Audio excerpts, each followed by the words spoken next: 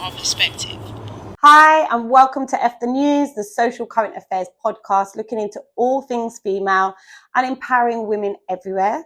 I'm your host, Liyanne Marie.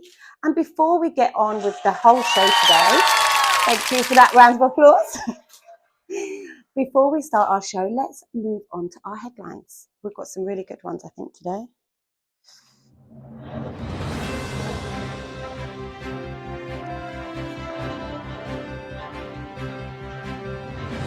The NHS approves daily endometriosis pill. FA bans trans women from women's football following a UK Supreme Court ruling defining woman by biological sex. The Football Association will ban transgender women from women's football starting June the 1st, 2025. Kirsty Coventry elected the first female IOC president. The Zimbabwean Olympian Kirsty Coventry will become the first woman and first African to lead the International Olympic Committee starting June 2025. Political training for women expands in Australia. And Connie Britton hosts new show on single motherhood. The actress is hosting Hallmark's The Motherhood, which is an unscripted series coming out on May the 5th, focusing on the experiences of single mothers. And our London city town is to host major women's sports event in 2025. London is set to be the undisputed global capital for women's sport in 2025. Remarkable Women 2025 award finalists announced. The finalists for the Remarkable Women 2024 awards have now been revealed, celebrating women's achievements across various fields. And Virginia Giuffre dies by suicide amid renewed scrutiny of Prince Andrew. In the Philippines, women are advocating for the legalization of divorce. And women are missing early promotion in careers. A recent report has highlighted that many women are facing a broken rung in their career advancement. And they are missing out on early promotions that are critical for long-term success. Lots going on in our headlines today. Really, really interesting. Really happy to hear that London is hosting our major women's sports event. And I'm going to introduce you to our first guest. She is a true force of reinvention. She is a London-based fashionista and digital artist whose journey is as bold and expressive as the art that she creates. After experiencing a TIA stroke last year, she faced a life-altering challenge and responded with courage, style, and innovation. Turning to AI art and her deep-rooted passion for fashion, she began a powerful process of self-discovery and recovery. Through her vibrant work, she's not just creating images, she is telling stories of survival, identity, and the healing power of creativity. This episode is about style as self-expression, tech as a tool for transformation, and the strength that it takes to rewrite your own narrative. Get ready for inspiration, color, and an unforgettable journey. And let's dive in by meeting our first guest, the wonderful Keisha Keyz. See, how are you today? I'm good. We can relax. It's the sofa, you know. We can get comfortable. How are you? Thank you so much for joining us. That was a lovely intro there of you. You are a serious powerhouse. There's lots to dive into. So can you take us right back? Tell us what a TIA stroke is, and what was it like experiencing that? So I'm the family hairdresser at home. Okay. And that day I had a really bad headache, but I just, whatever. Yeah. And I don't take any painkillers because I like to monitor it. Yeah. And I've had a headache for like the past month, and the doctor was like, oh, it's fine, just take a Nurofen. I was like, okay. But it was really bad that day, and I thought, oh, I'll be fine. Drank tea, and then I started doing my daughter's hair, and I thought, oh, I need to sit down. And then instead of sitting down, I lied down on the floor that was flat because I thought, this is not normal. Yeah. But then when I tried to get up, I couldn't get up. No way. And then I was like, oh, wait, I can't move, I can't speak, and I feel trapped in my body. And then my daughter was like, Mum, you're right. And I was just like, I can't tell her I can't get up. So then I was trying to mumble words and the words wouldn't come out. And she got scared. So she called my mum. How old was your daughter at this time? She's 19. She's 20 this year. She's 20. Okay, Yeah. okay. So the other two were like, "Mummy, mummy." So they called my mum, who lives down the road. Thank God. She came and she was like, "Okay, I think she's having some type of stroke, and the right side of my body just didn't work." Really? So just from having a headache? It's stress though. It was like prolonged stress.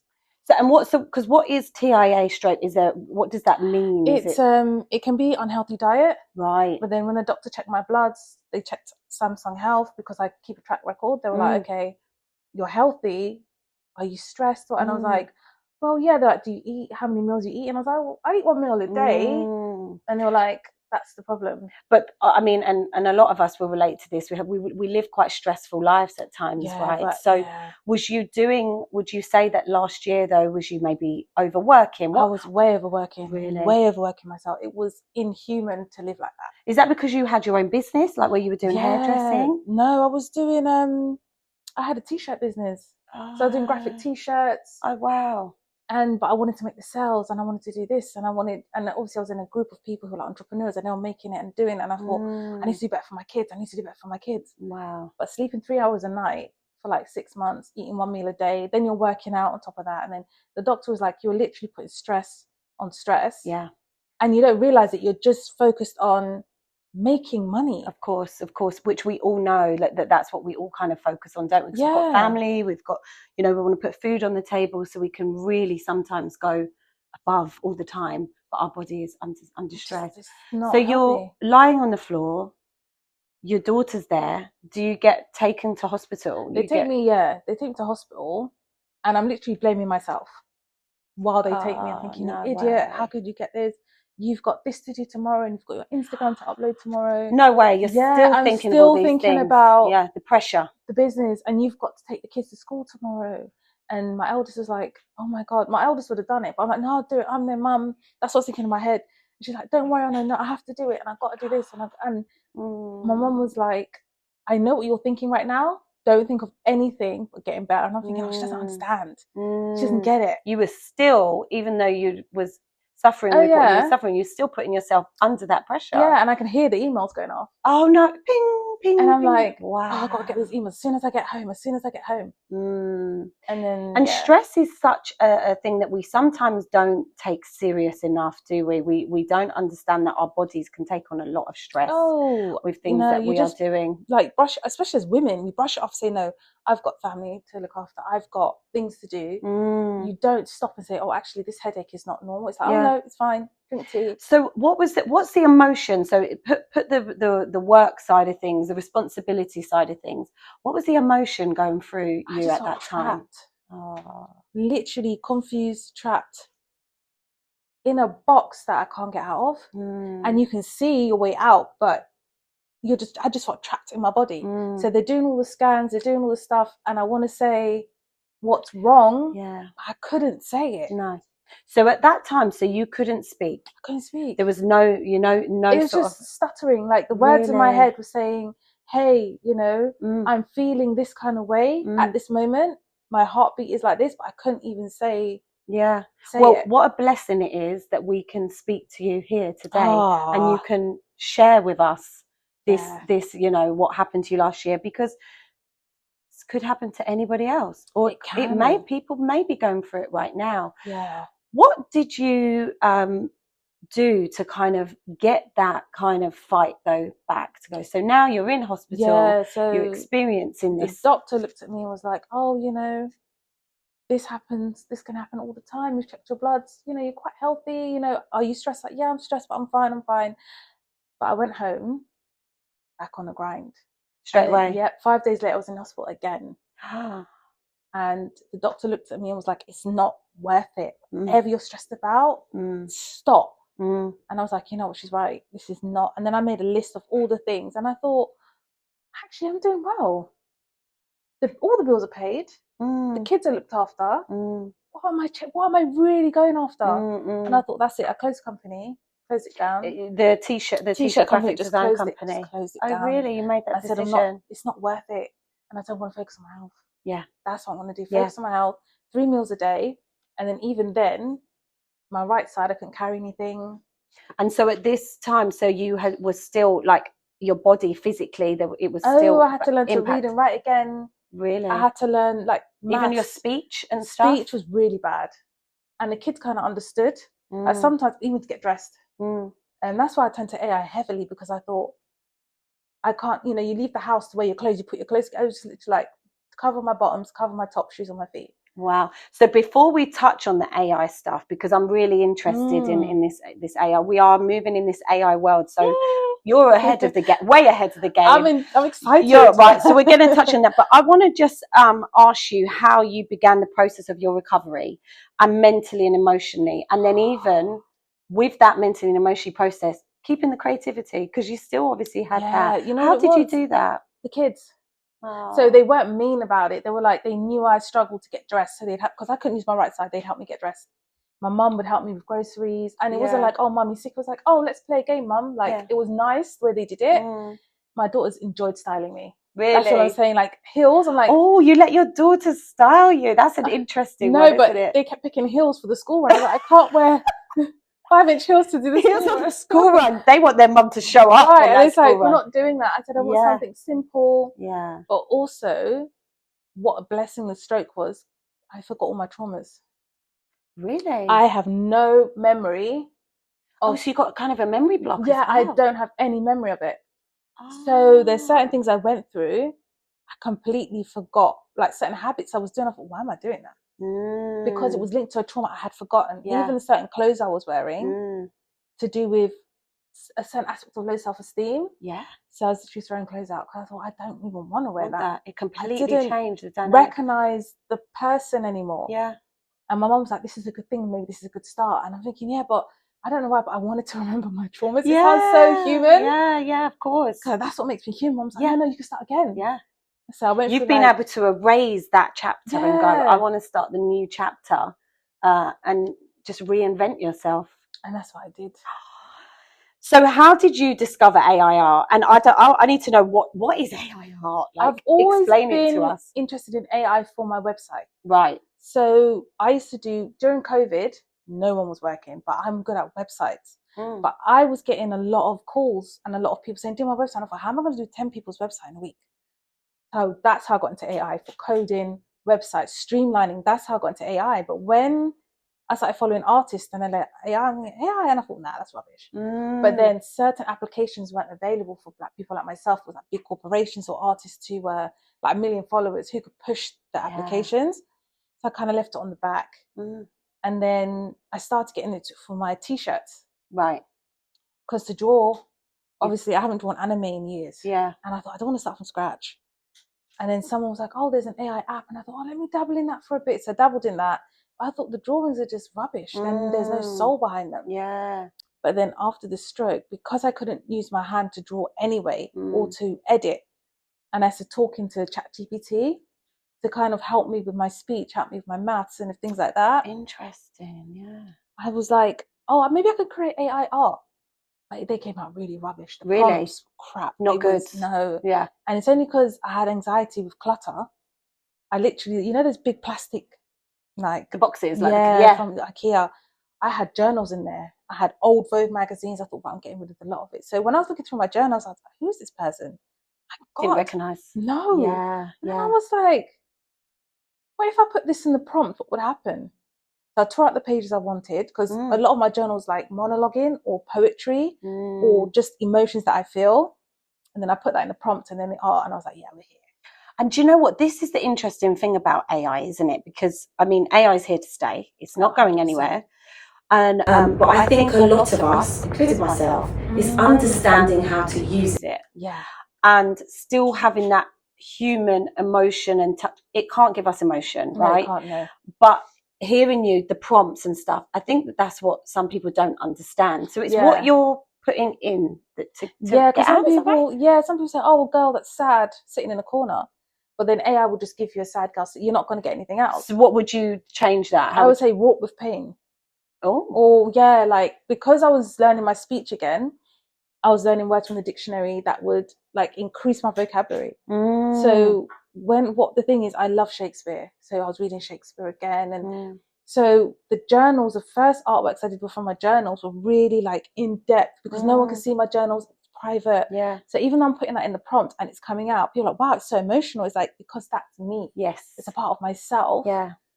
Out there in vulnerability. So that's why my AI is different, because it's myself. So anyone that a piece of advice for anyone that's maybe listening for AI art, like, is there any? Put yourself in there. Right. Just put yourself. Put yourself. Yeah. The pretty pictures for me don't work, and they never have. And you've used the AI like fashion tool as well, right? Yeah, so what ways has that helped you, like fashion, and helped you then now reclaim your new identity? Oh, Keisha, I did. Right? So I did the emotion side. Okay. And I thought, what would happen if this was a fashion editorial? So I took the pain of rage. What would rage look like if it was dressed? And so that's what I did. So I said with the prompt, you know, turn this feeling of rage from this picture into a fashion editorial. And it came out really good. And I thought, wow, so this is like emotion, design. But to reinvent myself, I used an app. Right. Closet app. Okay. So, and this is to style you? This is to first, yeah, because I didn't know. You didn't know. I'd wear a pair of trousers and a top, like, again, just to cover myself. Yeah. My eldest literally had to put my bra on because I couldn't use my side. I'd sit in front of the wardrobe staring, like, I had no sense of, I need to cover my body, but that was it. There was no sense of style, nothing. I was literally living in tracksuits. This has like completely changed like your life, hasn't it? Like, but for the better though. But it sounds like this is what I mean. It's just reinvented a whole new person who is comfortable in who they are now, which is so, I think that's wonderful. I'd never be on a podcast. No, well, thank you for being on our seriously, because I was so like, you didn't have this perfectionist kind of interesting. So it's like, even my Instagram, I was trying to be perfect all the time, and I wouldn't even post because it didn't look perfect. It didn't look, and now it's just like, just post it. You know what I mean? Do you have a different view on that now than with Instagram? 100%. I think post it. Right, post, it doesn't matter. I don't care. Just post it. Okay. I was trying to lose weight to look Instagram ready, and it's like, just post the thing. Just post. Yeah. You're who you are, right? That's it. Yeah. And your Instagram is doing really well. You're supporting now and encouraging and inspiring really weird. So many people. Because now I'm just being myself, and my followers have jumped up. I'm thinking, oh, well, okay. And then I'm thinking, why didn't I do this years ago? It's power. Be yourself, right? That's bold. Yeah. So do you view your art now as a form of therapy and self-expression, or would you say it's something else? You know what? My art now, I'm looking back thinking, wow, I've come a long way. It highlighted, because I think when you're in your space, you don't look at you just think, oh my God, I need to keep going. I need to get further. I need to get further. I need to get further. Now it's like, you know, you come a long way. It's enough. You're doing good. Just ease up a bit. And that's what my art is for me. Yeah. So I've stopped creating art at the moment. And what are you doing now? I'm curating a book of those emotions in chronological order. So really? Yeah. So it's called Journey to the Soul. Journey to the Soul. And I was like, sometimes I have dreams and I wake up and I get inspiration. Right. And I'll start writing, and it's like, you know what, I'm going to do it. Yeah. And something was like, you know, you get that voice that's like, oh, that's so stupid. I think, no. This is healing for myself. But it's going to heal others as well. Yeah, because people, I think women as well, we hide things and we smile through it. And everything's fine, and then we go and cry in the bathroom, and it's not okay. Yeah, you shut that door, don't you? Like, feeling sorry for ourselves. And then, you know, you come out the bathroom and you're like, oh, yeah, I'm fine. You're not. I think what's beautiful and really powerful to hear that you're back writing, like knowing that you couldn't do that. Oh God, that, you know, and I think daily we take the simplest things that we can do for granted. And listening to what you've come through, sometimes it can be a blessing, right? Yeah. Because it's shown you how to do things in different ways, be creative in different ways, and then maybe appreciate just simple things like tiny laces, cooking. You don't realize you need your right hand, your right foot until you can't use them. Yeah. Even memory, you don't realize you need your mind because it's just there all the time. You wake up, you do what you need to do. It gives you a different form of gratitude, 100%, doesn't it? I wake up happy. I wake up, I'm like, yeah, we're good. Yeah. And I spoke about this the other podcast, because I had an illness where my legs I was in a wheelchair, and they thought it was a stroke. It actually wasn't. It was meningitis, but it changes everything in even the way you see the world and 100%. How you turn up and how you show up and how you start, you know, valuing things a little bit grateful. Different. You get very, very grateful. Yeah. So your work is really bold now and expressive and emotional. What do you hope? So what are you hoping when people feel and what they see about you? What do you hope? I like to provoke people. That's my character. Really? But I like to provoke people to think about themselves. Yes. Why does that make me feel like that? Yes. And I want people to see you're human and it's okay to be upset. Like, I think when women get angry, it's seen as emotional. It's okay to be angry. It's okay to cry. Like, growing up, my mum always said it's okay to be like, cry when you need to cry. And I think, oh no, that's weak. That's you don't do that kind of thing.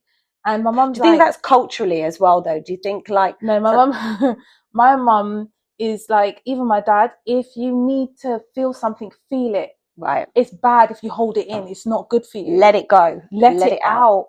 You know, at the time it needs to come out. But I was the type of person, I held it in because I would see people get ridiculed for showing their emotions. I'm like, I'm not going to be laughed at. So then for me, I didn't do that. So I suppressed everything.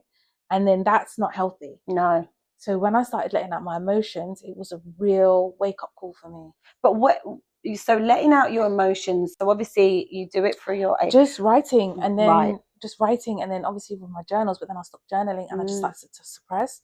Okay. But then with the AI, it was like a reawakening. Like, it's okay to feel like that. Yeah. Cry. Why not? Yeah. You know? And how do you've mentioned a bit about the AI, so, but the blending of the technology now, so AI with your personal authenticity and style, how does that blend? How do you get that? Because it's part of it is like, is it as authentic if it's AI? I don't polish the images. Right. I don't try and fix. It's raw emotion. That's it. If it's like that, if it's ugly, it's ugly. That is what I was feeling at the time. I'm not going to make my emotions seem perfect because they're not. But what I do is some emotions I see more male than female. Explain that a little bit more. So the rage I felt at the time I felt it was more male. That masculine energy. Just raw. Whereas I would say feminine rage is more subdued. It's more, I don't want to seem ugly while I'm being unhappy. So that rage, I didn't care how people saw me. I was just angry. But also there's other emotions where sadness, when you're crying and you're destitute, you don't care about looking good. You just want an outlet. Just cry. Yeah. And I think sometimes with AI, people polish their images too much. But I don't tend to polish mine. It is what it is. So how do you because that's what I would automatically think of AI to polish, to make it look better. How do you, because I mean, there's even in the marketing world now and commercial world and branding world, you know, there's all these talks that they're going to start using AI, a model, and do an AI twin version of them to be put in. I've seen that. Yeah, I did a blog post about that. And tell me, what did you put in the blog?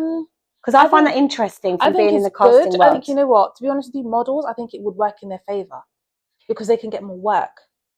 You can sometimes models miss out because they can't be in two places at the same time. As long as they get paid their dues, that's fine. Yeah. As long as they get paid their money because you're using their likeness, then that's okay. I think AI gets toxic when you're like, well, we've created this image, we don't need to pay you your money. That's where it gets toxic. But I think if you can utilize it with the human being and say, right, okay, we're using your likeness, your image, yourself to do this campaign, we are going to pay you as well as you're over there doing another campaign yourself. That is how it can work. Yeah. It gets techie where they want to use your image to do something that's unsolicited. Yeah. That's where AI gets a bit. Yeah. That's what I don't agree with. Yeah. Yeah. What has surprised you the most about using AI in your creative process, would you say? It's not perfect. People don't realize you have to teach it before it can actually give you something. Yeah. So you have to do a lot of at least 50 hours of telling AI who you are, what your aesthetic, before it actually gives you what you want. Really? It doesn't give you what you want straight away. Oh, Keisha, this is so interesting. Yeah, it doesn't. And that's what people think, oh, you just put it in. It doesn't. Right. So AI, because you can use it, like you spoke about website and stuff like that. Was you using a bit of AI for doing that? It was stuff coding, as well, for the website to kind of streamline with the Facebook and the Instagram to link it to the website. But when it comes to images, when it comes to my artwork, I had to tell AI, this is what I was feeling, and then you have to add color to what you're feeling, and it came out. But when it comes to the fashion editorial stuff, for it to come out as your aesthetic, you have to teach it. You have to. That's so interesting. You're proper educating me here. Are there any myths then? So we've touched on some of them actually, or misconceptions about the AI and then the digital fashion world. The myths are AI is smarter than you. It's really not. AI is stupid. You have to teach it. Can we say that again? AI is stupid. No, it really is. It is. Yeah. Because it gets its information from Google. Yes. And all it does is it processes Google information faster than we can. That's it. Yeah. It can only go as far as human beings teach it to go. So it can't be smarter than. They haven't got that far yet. It's still what the human is inputting, isn't it? And putting in. So if Google says, I'm a red donkey, AI will give you what Google says it is. Yeah. It can't go further than that. So that's why as humans, we teach AI to, and that's what we don't realize, you teach it. Yes. And then it says, oh, you know, Keisha Keyz is logged in today. This is her aesthetic. This is what she likes. This is what she's taught us she likes. Wow. And it gives you what you like. That's so powerful. That's so interesting. I didn't know it was like. Yeah, that's what it's like. It's like, wow, no wonder you. So tell me your story you're sharing with us. So did you know about this AI world before as such? I did, but I didn't have access. You didn't have access. So then having the stroke kind of forced your hand to. It did to research more of the access that I am able to have. Yes. ChatGPT is for everyone, but I never went on it until it's like, actually, I really need it to communicate. Yeah. And can you give me an example of like how you've used it to style like yourself, or is it for like something that you post on Instagram, or is it to help you for your day? When I first started out, I could barely put a sentence together. So I would say it in the ChatGPT, and it was all jumbled, and I'd say, "Can you fix this for me? Wow. Like make it." Yeah, can you fix this for me? I'm this type of person, this, can you do that for me? And it write out my captions and I'd copy and paste. Do you know what? And this will really change the world for a lot of people that are suffering, even some illnesses or other things in there like that. Like, wow, you're really, really enlightening me. And ChatGPT is free. Yeah. And I didn't know that. Is it free? It's like free. No matter. Yeah, it's free. I use it. I use the free one. I've never paid for it. Free tools. Yeah. I've never. Yeah. And who and what inspires you to keep creating and pushing these boundaries? I've just always been like, I'm a type of person, I'm curious. Let's see what more I can do. And I've always been like that. Always. Even people are like, oh, we need to slow this. I want to see, can we really create the Terminator? Yeah. I'm that kind of, wow. You know, that kind of person that's like, don't push that button. Do you remember Dexter's Laboratory? Yes, yeah. And his sister was, I'm the sister. Like, ready to push Let's see what this does. And I've always been like that. I don't know where it comes from, just the curiosity in me. Yeah. And sometimes when I see people doing what I do, I'm thinking, okay, good for them. Like, I've never competed against anyone. Okay. It's like, my work was crap then. Let's see if I can better my work. Yes. Because when you compete, that's when you start losing sight of yourself. Yeah. And touching, like we was talking about some stuff last week, but with the AI stuff, is there a way you can protect yourself with it? So now you've created, like, how do you watermark your work? Please watermark. I know, even though you've used the AI, watermark your work, because it's still your work. It's still your intellectual property. Yeah. And we were talking about this last week. So tell us your thoughts on that. Like, have you had to do that in everything you do? My mum is queen. She worked intellectual property for over 20 years. Your mum did? Patents, trademarks, we should have had her property. On the podcast last week. And I used to be an artist, and I used to do my work for fashion houses. And mum's like, you know, I'm like, no, it's fine. And the designs are stolen. And that's how I learnt my lesson. The hard way. And I couldn't prove it. No. I couldn't prove it. A toy company took my design in 2013. Couldn't prove it. I didn't get a dime for it. And I remember sitting there, my mum was like, I told you to protect your work. And I'm like, but mum, you know, mum's like, no. So that's why you see watermarks on everything that I have now. So a piece of advice for everyone. Watermark everything and send it to an email. Okay. Because it's time stamped. So how do they do that? So when you have your Canva, like you just, and then you kind of fade it a bit. So it's watermarked in the corner. And also send those pictures to an email.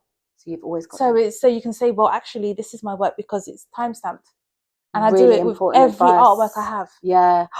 Everything I have, You're a woman of knowledge. Love it. Thank you. It's the hard way. I had to learn the hard way. But we do. We all have to go through that sometimes. But if we can help, and this is what we're here for. 100%. Why not? Tell people beforehand, don't get caught up in that. Don't learn the hard way. What you had to do. What advice would you give to someone recovering from a life-altering event or something? Optimism. And try to find purpose? Optimism. I mean, my parents are Jamaican. Yeah. Optimism is like key in my house growing up. Yeah. Every day is a new day. you have to be happy. Your happiness is in here. My dad used to tell us, like, your life is in your head. And we used to laugh at him and think, oh, you guys are so old. It's in your heart. But then the first thing is, when I had my stroke, the first thing I thought was, my life is up here. My memories, my thoughts, my dreams, it's all here. Absolutely. It's not in here, it's here. Yeah. And he used to say, our mind is your head controls your heart. And I'm thinking, oh, whatever. And then my brother gave me all these books by Dr. Joe Dispenza.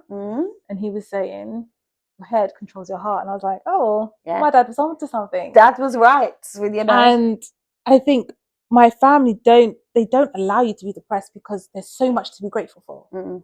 Like, there's just they don't look at, like, they will have, like, my father, when he came to the UK in the 60s, he would have cornmeal porridge for dinner and he was grateful. And I'm thinking, you're grateful for that? And he'd be like, because I had something to eat. God provided something to eat. And I think growing up, I thought, oh my God, that's so, I think we're just on a different, do you know what I mean? And now it's like, I'm teaching my kids. I was going to say, so that's learned behaviour, and now you're instilling these telling into my kids, like, just, but they're grateful anyway, because they're just like, oh, mummy's here.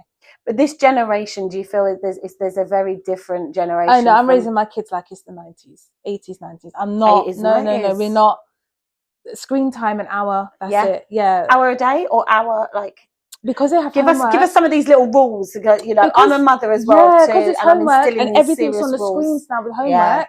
So you get to do your homework, but you get an hour. Like, my son will have an hour Saturday, hour Sunday PlayStation. Even though PlayStation's mine, I wanted to teach myself. Okay. Last year play the games on the PlayStation. Oh, I'm a gamer. I'm a gamer. I am. Yeah. But again, it's good for, like, hand-eye coordination. Yeah. But in this society that we're in now, it's so saturated technology. We're not. It's quite difficult, is it, with the kids? Or get you out just the have to be that tough, mum? Get out the Connect 4. Games night. Get out the board games, old school. My kids love reading, especially my girls. They love reading. So we got books. I love that. My son's more of a chess person. I can't play chess, never been able to play chess. So I'm actually learning YouTube to play chess. So I can play with him, because he's like, oh, my son had to teach me. He's like, again, I'm like, oh, I'm so sorry. He's like, I want to play with Nanny, because Nanny knows what she's doing, and I'm so sorry for him. And it sounds like you get real quality time with your family, now, and that's really lovely. Not before. To hear. Because we don't always. They were just excited I was off the laptop, and I didn't realise how much time you were spending. I was there. I'm like, yeah, but I'm with you. But they were like, yeah, but you weren't with us. I'm thinking, I'm in the park with you, but I'm on the phone. I'm taking calls. I'm trying to get this business I understand that going. And now they're like, Mummy's not on the phone. And I'm thinking, was it that bad? Wow. So it made you just have a little stop, close that door, and open something new. What's something you're currently working on that's really exciting you? Can you share with us? oh, she's got some juicy. It's the book. The book. Journey to the Soul. Journey and to also, the Soul. I've written 3 ebooks to help people rebrand themselves. And where can people find these? Click link in the bio. Yeah. Perfect. Yeah, so we'll put all that on there. The power of fashion. Yeah. And that's how wearing your clothes can make you feel good. Yes. Because I remember growing up, sometimes I'd feel like, you hit puberty and things just don't, you feel a bit conscious about, and I was like the skinny one who did like rugby and athletics. I had no front, no back, and no one wanted to date me. Oh, no. No, I was always one of the guys. Yeah. And I was just like, oh, no one wants to date me. Oh, no, you're one of the bros. I'm just like, oh, that kind of like hurt as a girl. Of course. But my mum was always like, fix yourself up, wear something that makes you feel good. So that's the power of fashion. Yes. The power of AI. Yeah. In fashion. Because it gives you examples of that you probably wouldn't have tried. Yeah. Okay. So AI in fashion is the apps I use to help dress myself. So the AI app actually styles you. So you take a picture of all your clothes and it tells you, oh, you can wear this. It's synced with the weather and everything. It's really good. Yeah, I think it's called AI Closet. I think it's really good. I'm going to find out more after this. And then the third one is the power of social media. Right. So the budget is £150 because not everyone can afford £2,000, £3,000. No. I did it on a shoestring budget. Right. So I boosted my Instagram for £50. And I got 5,000 followers in April. Wow. I said I want to see if it works on a smaller budget. So I just reduced the budget, kept the same foundational tools. Yeah.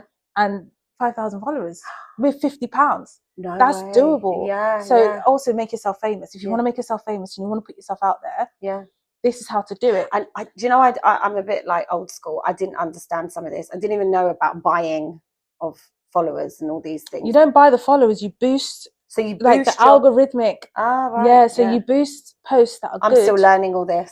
And then you see, proper old school. You see the demographic. Yeah. And you say, right, these followers, this age group, like my stuff. That's who you, right. So that's who you target. Right. That's who you want. And then you tell Instagram, you boost it with Instagram. What you do is, if you do it, right, this is a cheat. So what you do now, cheat, with Instagram, they want you to boost for £7 a day. Right. So they can learn your followers. Okay. But, so I put that. But what I do is after 24 hours, I reduce it to £2 a day. So Instagram's got all that data from the £7 a day because it thinks after 24 hours, it's done. Oh, she likes this. So they think, oh, she's going to continue spending money with us. No, no. After 24 hours, I reduce it to £2 a day and then run that for 10 days. Yes. And then that's how I've been able to skyrocket my followers. Look literally, at that intelligence, Keisha. No, fantastic. You know what it is? I've been broke so many times. I've had to find a way to do it on the cheap. Yeah. And when you've got kids, and also I'm a divorcee, right. you find a way to do it. Yeah. And I think money has saved me from many scams. Being broke, especially during COVID, has saved me from many people saying, oh, you could do it like this. Yeah. Pay us £500 and we'll do this. Yeah. Pay us £600. And I was thinking, how can I do it? And touching on, because I think that's like really important for others to hear. You've gone through a divorce, then you become single mum. There's no money. How do you get through? I've always been creative. Times? I've always been creative. I did people's websites. Yeah. I've always been good with websites. I had a skincare company because I was good with skincare. And I found a company in the UK that do it. And I started doing skincare, but then I was always like, I don't want to be in front of the camera. I don't want to put myself out there. I don't want to be judged. Yeah. But I think since the stroke, it's like, I really don't care. Yeah. It's like, I really couldn't care less. Yeah. Like, I literally could barely walk after the stroke. You really think I care if people are like, you know? I think it's that, well, we're learning that. It's the incredible women that are coming on here regular as well. It is that. It's having less care about what others think. My skincare routine was ridiculous. Because you've got flawless, beautiful skin. But I was doing 10 steps. For what reason? Because after the stroke, like, I was literally down to 3 steps. Right. And so what's the routine now? Is it very simple? No, it's just cleanser, toner, a serum and a moisturizer, or cleanser, serum, moisturizer, SPF. That's beautiful. That's skin. it. God, love it. And if your story of what you've been through can leave a really powerful message to anyone out there, what would you say? Be yourself. Be yourself. You know, my parents always said it's you one that looks in the mirror. No one's going to look in the mirror. No one's going to walk in your shoes. Be yourself. Who are you doing it for? And why do you think we find that so hard, don't we, sometimes? You know what it is? I've always been a rebel. I've always done my own thing. Yeah. But you do not come across like a rebel but as to me. I've got older, I conformed to society, different things. Religion played a big part. Yeah. And I think I wanted to be the perfect Christian. Yeah. But there is no such thing. And to the point I don't even call myself a Christian. I believe in God. Yes. Clean conscience, clean heart, common sense. I can't do any more than that. Beautiful. And that's how I teach my kids. Yeah. I can't put them through the system of religion of you have to be you have to be this. I can't do that to them because then they will fall into the trap of I want to be a perfect somebody, not a perfect myself. That's so powerful. I just have to be myself. Yeah, yeah. I think you're definitely an inspiration, Keisha, and I'm so grateful that you came and joined us today because I think you're going to help so many. You really are. That's the thing I want to, because people, I think they're trapped. Social media is so toxic. Yeah. And you get trapped in the perfect influencer. I remember I met an influencer in real life and I was like, oh, that's what you look like. Like, she really photoshops her images. Wow. And she's like this gym bunny. And I'm thinking, oh, I wish I had a figure like that. No, she photoshops her images. But there's something in that as well for others that are really putting pressure on themselves watching that social media life. Because it's not always a reality, is it? Like, I go to the gym, 3 days a week, half an hour, and I'm happy with that. Yeah. And it's like, you did your best. Yeah. You know, you're do what there. you can do and go fit home into your lifestyle. Do it, go home, love yourself. You know, you work at home anyway. You're doing like 15,000 steps a day just for the fun of it. Enjoy yourself. I used to go to the gym for like an hour, 5 days a week. Yeah. Oh, you didn't do good enough. Yeah. And I'm going home with chest pain. Yeah. It's not healthy. Yeah. Just do your best. Yeah. And I drum that into my kids. Good. Do your best. And as long as you can say, I give myself a gold star, and you go to bed and you did your best, That's it. Well, you have given us during this talk today some serious gems. I'm excited to be here. Serious gems. And I really appreciate you sharing that. I think sharing is caring. It's about 100%. us uplifting each other. Going through what you went through will inspire so many. I hope it does. I think even how you are showing up for your family, showing up for your kids, I think it's just beautiful. So thank you so much for sharing. Thank you for having me. We are live, as you know, so we always ask our live audience for any questions, because they may want to ask you a question. So we're going to hand it over and ask if there's a lovely question from our live audience. Scrolling just to look, because I saw one pop up. Scrolling. I'm going to paraphrase it, because it basically asked, did you use AI to write your book, and if so, how? Oh, right. No, and yes and no. So I still have problems writing, even now. Physically? Yeah, physically and typing. So what I did was I just spoke. So I said to myself, how would I tell somebody how to run their social media? Because I was doing this work. This is what I do. So I just went into the ChatGPT and just spoke and say, oh, hi, and I made up a name, Hannah.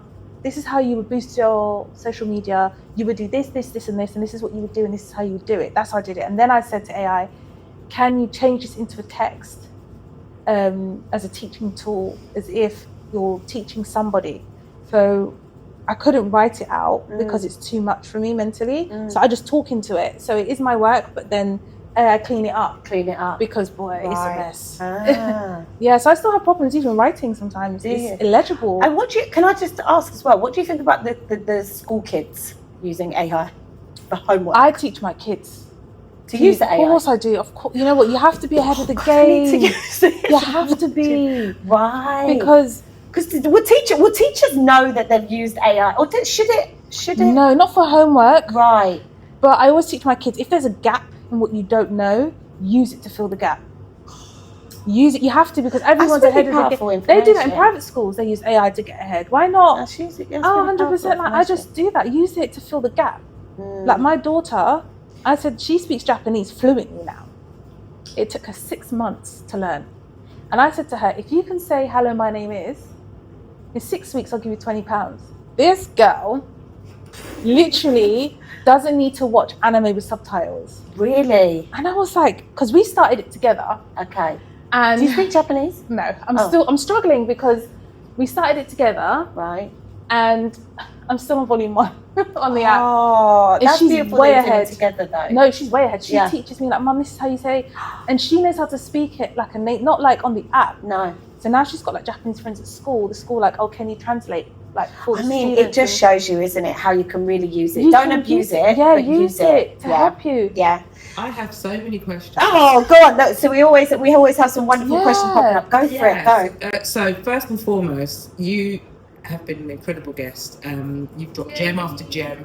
I think that you've covered technology, science, motherhood, health. Like, you've literally covered all of the, not all, but a very big bracket of the things that most women are going through currently, whatever age group, you know.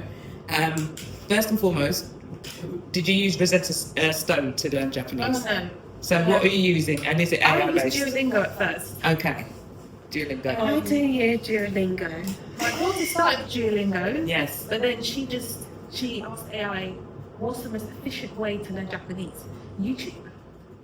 So then she started with the YouTube. Because my son is a very, very avid anime watcher. He's introduced me to some amazing series, and he's like, you know, the subtitles for me, I wear glasses, so it's a lot. It's a lot on my eyes.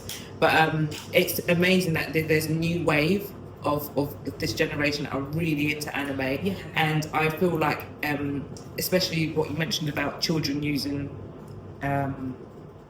AI to do their homework, I feel like it can help assist them to create new versions of the anime.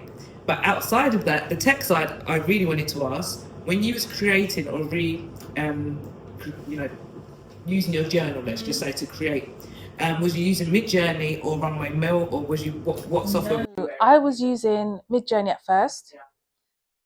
headache. It didn't give me what I wanted. It was the pictures were too nice. Right. And I'm not feeling that. So there was an AI, I think it's called Bing. Bing. Yeah, I found it by accident. There's a girl, American girl. I really liked her work. It's like she does promotional work. Right. And I was like, I don't like her aesthetics for her, but it's not for me. Okay. But maybe I can try that platform because there's so many.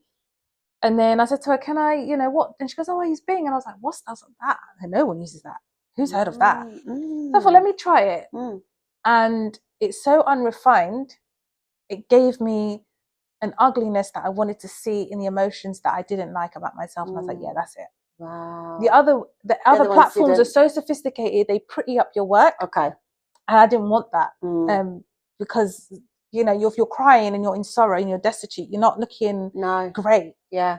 Give me something that is an emotion. Yes. And then it gave me that. And so I used mostly that platform. I went back to Midjourney and I just thought, no, I'm done with Midjourney. It creates some good looking guys, I'm not going to lie. Because I started posting and people were like, who's the guy? I'm thinking he's fake. Oh. And my DMs were full like, who? I'm thinking this guy's fake. He's not real. Yeah. And then I have to put, he's AI generated to make it clear. Please stop DMing me. This man is not real. No. So I was like, I'm not going to do that anymore with Midjourney. I'm just going to do my emotions. But I was just like playing with AI, even with some of the women. Some guys are like, oh, I'm like, she is fake. She's not real. She's AI generated. Yes. And they're like, oh, you're lying. I'm like, no, she's not real. So that's how dangerous Midjourney can get. Yeah. But it was interesting. But then I would lead them to, oh, thank you for liking my work. Please follow. Blah, blah, blah. It's business. Yeah, it's business at the end of the day. Yeah. But yeah, I just kind of keep it to the emotional stuff, the stuff that I enjoy. Yeah, things like that. Did you? Yeah. Of course. Yeah. We have 2 more questions that have come in. Yeah. So being a mother, and my personal experience, I've also had a lot of health issues post age of 40. Would you say AI has got smart enough or more established to assist people trying to create a better lifestyle, maybe food plans or diet? Yeah, for me, my mum worked for a pharmaceutical company, so I'm blessed. Everything was organic. Right. Because she was just like, we are not eating food that's not organic anymore. We had a garden. My dad would grow things in the garden. Is this from when you were young? Young. Right. Mama had books on how to heal yourself with food. That's why I drink tea. Right. Pharmaceutical, that's the last thing I go to. Okay. I always my son had eczema. So I formulated rose water for him or lavender water. I had lavender water toner and I thought, let me use it on him because it's just lavender water. Yeah. Oat baths. The pharmaceutical company I stay away from. Yeah. So for me, health has always been what food can assist me first before. Natural and organic. Right. But the doctor said to me, it doesn't matter how healthy you were eating, stress will hurt you. It will harm you. Because the TIA stroke are associated with health, with high blood pressure sometimes, isn't it? Yeah, high blood pressure, stress. So when they checked my bloods, they were like, you eat really, and I said, yeah, bloods are great. So they're like, you stressed out. I was like, but stress is not this. She was like, no, your blood pressure's high. Number one, that affects heart. I had electrocution as a child, so I have a heart arrhythmia. Right. She was like, that is stress, and she's like, you work out. I've seen your Samsung. It's not healthy because I was doing a lot of HIIT workout, and apparently with a heart arrhythmia, you're not supposed to do that. But I didn't want to listen to the doctor. Okay. So she was like, you're putting your heart under a lot of stress. You're putting your body under a lot of stress. You're not eating properly, and you're not sleeping properly. Wow. And I'm thinking, yeah, but I want the snatch weight. She's like, the snatch waist. Yeah, but we all want the snatch waist. This was getting big because of stress. That's where the stress hormone in women, the bloating. Yeah, and I'm like, yeah, but I'm on the supplement. She's like, no, and literally, I lost a stone in 6 months, and I didn't work out. I said, to hell with everything. Because of your eating changing, or the eating didn't change? Stress. I just said, to hell with it. Yeah. I don't care anymore. Yeah. I'm not going to work out. I'm going to walk. I'm going to go for walks in the park. Yeah. I'm going to buy myself flowers. Oh. I'm going to just love myself. That's self. Yeah. One of our guests is called self-full. We be self-full. That's what I did. Yeah. And then the weight was falling off and I was like, oh, hold on a minute. Wait, I'm not even working out. I'm just walking, going to my favourite cafe. Okay, my kids are assisting me to walk again and things. But you know what? Enjoy yourself. Yeah. Don't think about work. Don't think about another business, because I was thinking about a new business idea. Of course, because that creative mind. I was. Oh, you are it's not worth it. Yeah. It's not worth it. It's not worth it. Yeah. And then I was like, Then I bought a new dress, and then it's really sad because the other day I bought this ring for myself for Christmas. Right. And my daughter was like, "Oh, you got yourself." She wanted this Hello Kitty bag. She's 11. Right. She wanted the Hello Kitty bag from Primark, and I said, "I'm not getting you the Hello Kitty bag. You've got enough Hello Kitty. I'm sick and tired of Hello Kitty. My eldest is buying Hello Kitty. Yeah. I'm done with it. Please, No more Hello Kitty. No more Hello Kitty." Yeah, yeah. And he goes, "But mummy never buys herself anything nice." And I was like, "Wow, you don't notice as a mum. You put yourself last. We just give, yeah. You know, you just Provide, put yourself last." And I was yeah. like, once a month, I buy myself something nice. Nice. Every Well month. done for you for doing that. Once a month. Keep that up. Buy yourself something, even if it's like a scented candle or it's a dress. It's about feeling good in ourselves, isn't it? It is. And I think for women, shopping is feeling good. We love a bit of shopping. Buying something is feeling good. So before we wrap up, let's have one more. Because I think we could talk to you all day. Yeah, we really could. She's so inspirational. We've taken gems back from her. And also, just a little anecdotal thing, that in our household we've got a mama kitty, because my son said the same thing. He's like, "Mum, you know, you're struggling, you're wearing the same pair of trainers." And it wasn't that I was struggling, it's that I didn't care to go out and get myself in the hair because I've got so much other things to do. So now you know, my partner has created, with his influence, a mama jar, so they all put into it, even my daughter who's 4. And then that's for me to like spend on something on myself. That's really nice. And do you know what that gives? That just gives your children as well, you know, that thoughtfulness that you can't really teach or train that. They've got to understand it. So at least that's so thoughtful. I know my mum growing up, love to my mum, she would rock the same pair of jeans, the same top, because she made sure the children were provided for. And as she's got older, I'm loving seeing my mum blossom into her. Like, she's always asking for my approval because she knows I love my fashion, I love my clothes. I've always been able to I know what I like, so I've not struggled with that.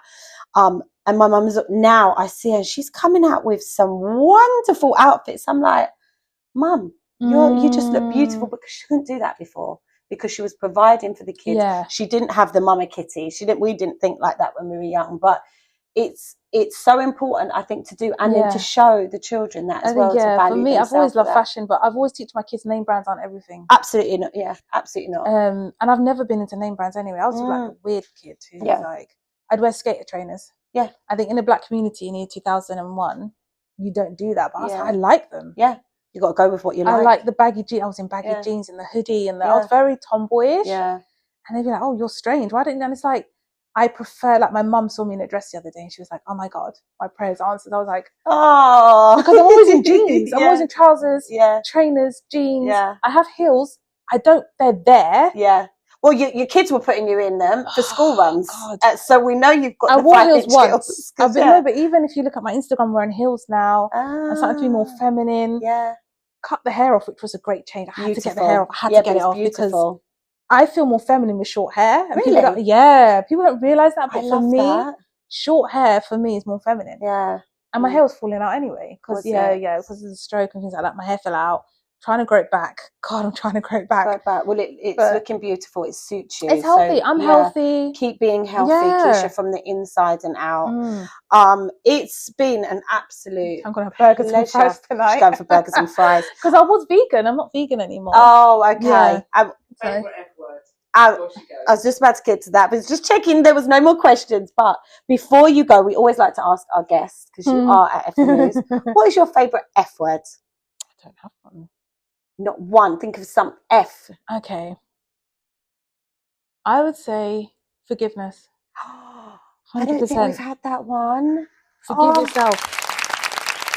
Yeah, forgiveness. Oh, I love that. Yeah. We haven't actually had that one. No, you have to forgiveness. I think that was my mantra last year. Forgive yourself. So, favourite F word? Forgiveness. We want to thank Keisha so much for all her knowledge, her sharing her story, her journey. Hopefully she's uplifted you or empowered you. Follow her, reach out to her, get involved with her. I'm going to be definitely 100%. Contacting her about all this AI amazing stuff. Oh yeah. And we thank you so much. Keisha, what a pleasure having you here. Thank you. Thank you. So our second guest, really, really happy to meet our second guest. And we are going to be diving deep into the world of integrative psychotherapy with a true trailblazer in the field. An integrative psychotherapist, relationship expert, and the visionary behind With Self Therapy. Her expertise shines through in her dedication to innovative mental health solutions. With a mission rooted in healing, inclusivity, and innovation, she is dedicated to helping people move beyond their painful pasts, rewrite limiting beliefs, and create some meaningful, fulfilling relationships with themselves and with others. From one-to-one therapy sessions to her pioneering Heal It community and long-term low-cost therapy initiatives, she is reimagining what accessible mental health support looks like. Her thoughtfully designed courses bring therapeutic wisdom into everyday life, bridging traditional practice with modern convenience.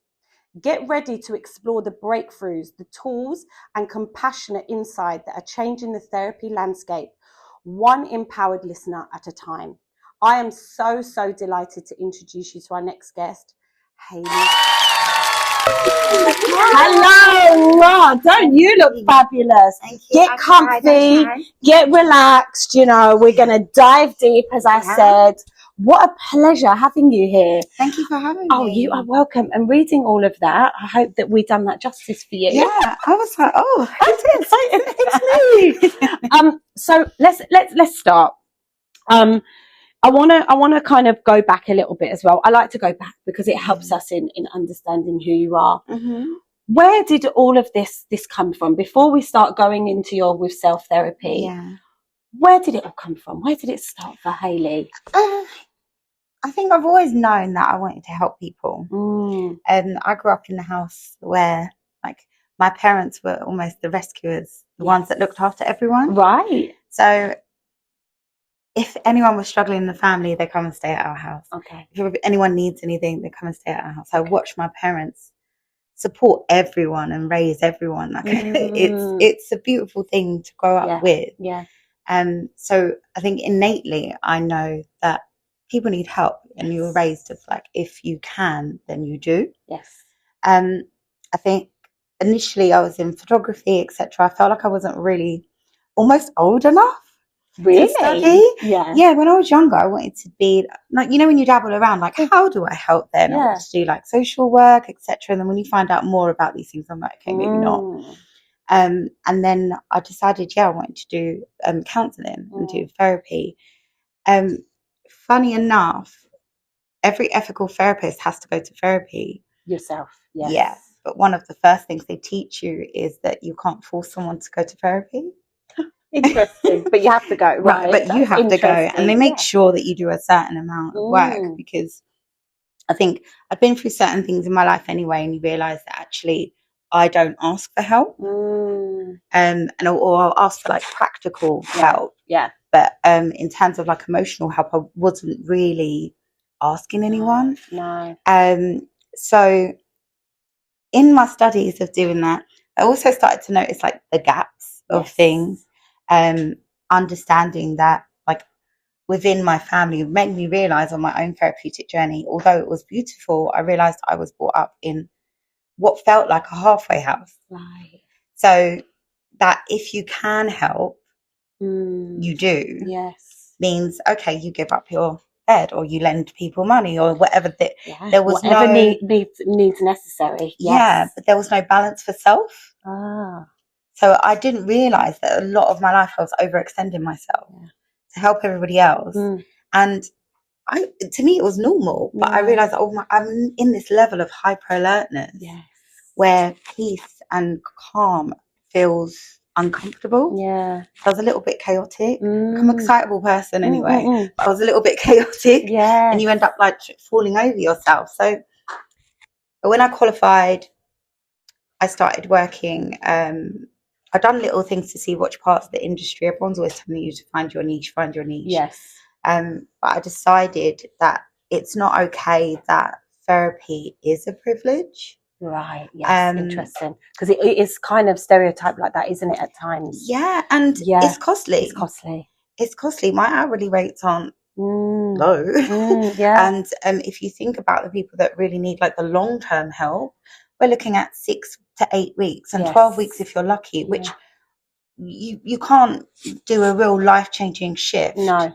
For a lot of people, it takes 6, 7 weeks for them to even trust the therapist. Of course it does. To bring up things that they would have told no one. Yeah. So I decided I was going to set up with Self, Mm-hmm. because we have to do a certain amount of hours to get our accreditation to be members of the BACP. So I was thinking, why isn't this being utilised? Because we do so many hours for free whilst we're studying. Yeah. But you are robust enough, you've done enough years on that placement, why can't we pass on the cost? Yeah. And I know there are places that are doing it, but not in a long-term capacity. So that's then where With Self was born. Birthed. Yeah. Tell us about With Self then. Why?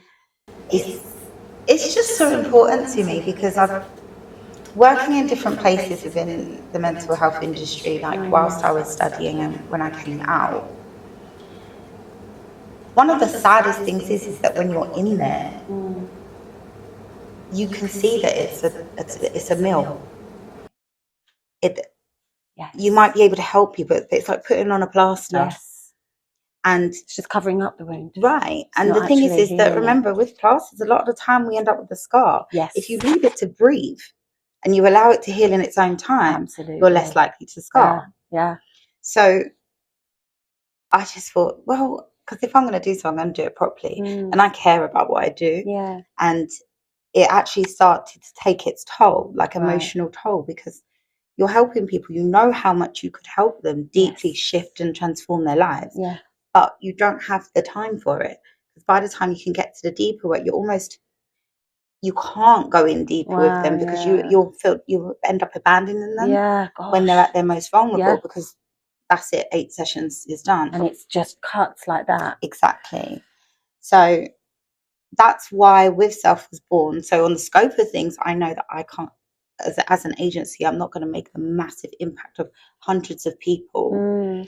But in terms of the ripple effect, being able to offer long-term therapy at low cost allows that person to stay 6 months to 9 months to a year. Yeah. And when we go through our own work and we do the deeper work, it does transform every relationship. There's almost a ripple effect of everybody around you. Of course. So we might not have the statistics of how many people we help, but we know in the long run. Absolutely. But there are more people out there that can help through their own understanding. Do you think the UK is getting better with, because the US is known, like they talk so openly about therapy, don't they? The UK, it was kind of like, I don't know, it was kind of like a bad reputation if you go therapy. No one wants a stigma. No one wants to say they're going therapy.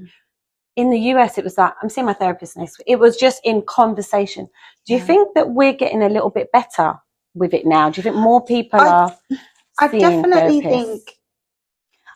I think the power of like platforms like this, social media, and putting it into even our television shows don't really do it as much as America does, but it's definitely allowing people to feel less shame about it. But in many cultures, it is still. It really is. It's stigmatized. People still carry a lot of shame for going. I've worked with clients who have been in like working with me long term. When I first started, for like a year and a half before they even told anyone, like their partners, because there's in a lot of different cultures there's a real stigma around it, and especially if they have children or they have like a high powered job, they feel like it's going to be negatively looked at or it's used against them essentially. I think we're getting better. It's great that we can have those open conversations, but there is also a real socio-economic divide. And within the ones where it isn't affordable, it's people will always explain away why something isn't going to work for them if they don't think it's obtainable. Of course. So I still think we've got a long way to go. But again, those things still exist in America as well. Of course. But I think what you're saying, even with you know, with the affordability side of it, that's, you know, something that probably has a big impact on people, because maybe they do want to go therapy, but they can't afford it. So knowing there's something like what you're providing, a lower cost, you know, it's still an expense, but a lower cost. And it is about, what do you invest in yourself? You know, can people find the time to, you know, all the money to show up and buy loads of outfits? Well, actually turn that around and go, actually, I'm going to invest in myself and spend some money to get some therapy, especially if there's been lots of things gone in their life, or trauma, or some things we don't even know, do we? Because they are from childhood, as you mentioned. So can you share a real pivotal moment in your own healing journey that now has shaped how you work with your clients? Because that must come from somewhere from Hailey. I'm trying to pick one. Oh, what? I mean, give us a couple if you can. Like, so in terms of my own therapeutic journey or my life story? Like to both. So your life story and how that has made you now how you work with clients because of something that's gone on in your life. Then maybe something that came out in therapy. Which now really helps you with working with your clients. Does that, I got kicked out of the house when I was quite young, and I was renting on my own from 16.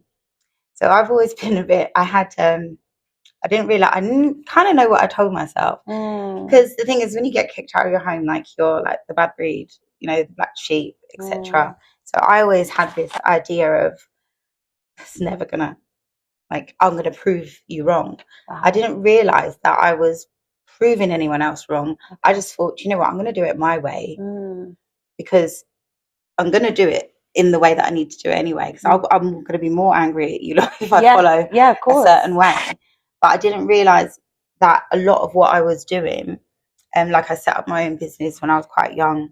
I've achieved academically. I made sure, like, I smashed everything, if you know what I mean. Is that because of you being removed from your family home? Do you think that gave you more of that determination? That was my, okay, if I can't be heard, then I'll make sure I'm seen. Do you know what I mean? And I didn't really realize until, I think I definitely had a shift. I had my daughters at 21. And I had a shift, and then I knew that I didn't actually care. You know, like, you say you don't care, but you do, because you realize how much other people can hurt you. We're still people pleasing. Exactly. Exactly. And I didn't generally care about a lot of things. When you have a lot of responsibility when you're young, I was that person that was at school or in college just looking at people like, it's not that deep. Do you know, I couldn't connect to it. Of course. But definitely when I had my daughters, that was another shift, because I didn't. Because you were how old? I was 21. 21. So that you're still quite young. Right. And I didn't even realize. It's only now. I'm in my 30s, or coming up to late 30s. I was like, I was a child. I was a child, and like, you just adapt, right? You just have to adapt. Exactly. And I don't know. I think I found it quite easy, because I didn't realize I've been living on a hyper alert anyway. So having 2 children was probably easier than having 1. And you'd already now got quite a few years of independency by that time. What I find really interesting as well, though, your house in the beginning was the home but everyone what welcomed everyone in, but now it's the home that you are kicked out of. That must have had a real big impact on you. It did. I didn't quite did that understand. come out in therapy or anything, or no? I think I dealt with quite a lot of it. I almost just distanced myself from a lot of the family, to be honest. Only certain people for a good couple of years. And then I did realize there's certain relationships that I never really rated anyway. I love my mum. My mum's always a trier. And I think a lot of it is that I was able to understand that my parents, there was a lot of stuff going on. We had a lot of death around that time. And grief can be really, really tragic. So I was always like understanding of it, but I just didn't appreciate it. I was like, okay, so you have, because you were still going through what you're going through, and exactly. So I think there was a lot that I chose not to understand. And then I understood it and put it over there, because either way, I didn't feel like a priority. So I had to almost prioritize myself. Yeah. Then you go into survival Mode for so long. Yeah. And then you don't realize that actually a lot of that not being prioritized or not feeling prioritized as a child. And my nan always used to say to me, she said, mad people stick to you like glue. Wow. Okay. All right, Nan. Yeah. But then at the same time, she's calling me mad. Yeah. And she's mad. Yeah. So I'm like, well, these are my people. But actually, no. If you go through life thinking about how useful you can be to someone, you will be used. Yes. So you have multiple people around you that you're useful to them. Well, they say there's that saying, isn't it, about the loyal? There's something saying, I can't even remember it, but about, you know, people use you to, you know, the loyalty is there until they don't kind of need you anymore. Exactly. So then when you did your therapy now, so you've had you're now a mum, you've decided you've gone through different things, you then do this therapy. Was there something that really came out of that has now gone, when I work with my clients, I'm going to make sure they... Yeah, I think I actually struggled with going to therapy while I was studying. Right. I wouldn't say I've found my therapist, the one that I will continue to go back to. Oh, that's interesting. Yeah, right. So I've tried different types of therapists, and I got bits from each of them. I really did. But I felt like I was a little bit, I've been to it's all in the relationship. I've been to therapists where I felt like they were fascinated by my story, and that freaked me out. Oh, you know, like they're asking, I don't know, it's like they will try to encourage you to like be proud of yourself. It's like, I'm already proud of myself. I'm like my biggest fan. But it felt a bit like you're too invested in the story of this. Yes. If you know what I mean? Yeah. Not from a... And you're meant to be my therapist to listen and guide. Not from a place that I know like you're supposed to come from, especially being a therapist. That's a bit weird. Then I had ones that you could clearly say that they parts of what I would share, you could tell when they were triggered. Oh. Which as a client you're not supposed to know. So I wouldn't say I think there's a lot that I got in terms of making sure from them as therapists I wouldn't be. But I did also realise that I didn't trust a lot still. Well, trust is a big thing, isn't it? So your therapist needs to be somebody that you trust. Yeah. But on average, how long can that take to build?